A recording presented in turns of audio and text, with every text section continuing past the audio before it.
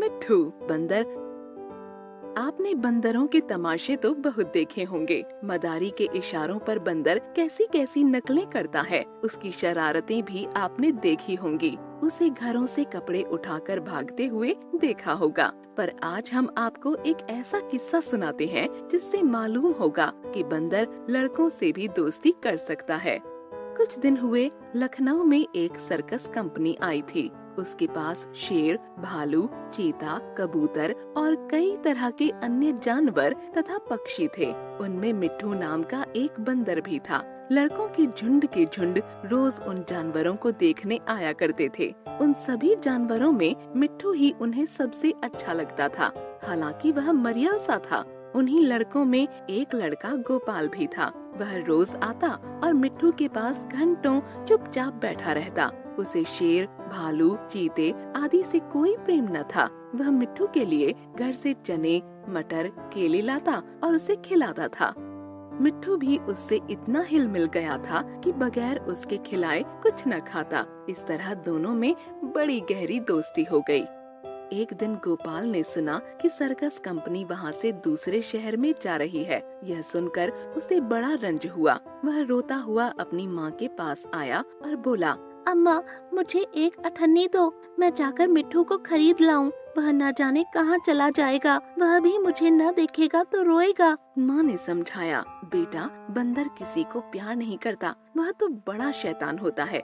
यहाँ आकर सबको काटेगा, मुफ्त में उल्हाने सुनने पड़ेंगे। लेकिन लड़के पर माँ के समझाने का कोई असर न हुआ। वह रोने लगा। आखिर में माँ ने विवश होकर उसे एक अठन्नी दे दी। अठन्नी पाकर गोपाल मिट्ठू को खरीदने चला, लेकिन मिट्ठू वहाँ दिखाई न दिया।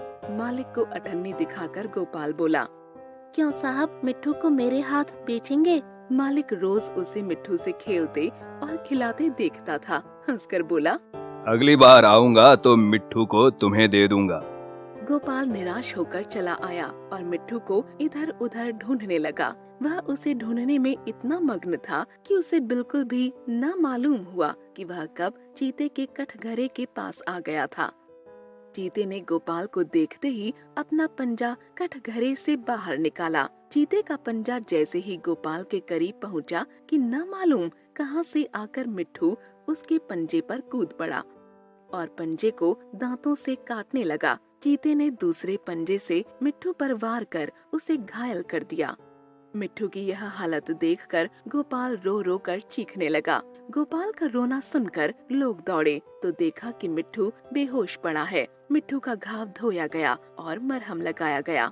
थोड़ी ही देर में उसे होश भी आ गया। वह गोपाल की ओर प्यार भरी आंखों से देखने लगा, जैसे कह रहा हो कि अब क्यों रोते हो, अब तो मैं अच्छा हो गया हूँ।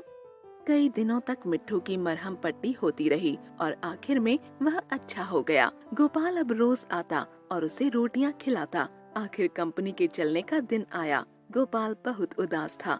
वह मिट्ठू के कटघरे के पास खड़ा आंसू भरी आंखों से देख रहा था कि मालिक ने आकर कहा, अगर तुम मिट्ठू को पा जाओ तो उसका क्या करोगे? गोपाल ने कहा, मैं उसे अपने साथ ले जाऊंगा, उसके साथ साथ खेलूंगा, उसे अपनी थाली में खिलाऊंगा, और क्या? मालिक ने कहा, अच्छी बात है, मैं बिना तुमसे अठन्नी लिए ही इसे तुम्हें देता हूँ। गोपाल को जैसे कोई खजाना मिल गया। उसने मिट्ठू को गोद में उठा लिया, पर मिट्ठू नीचे कूद पड़ा और उसके पीछे पीछे चलने लगा। दोनों खेलते कूदते घर पहुँच गए।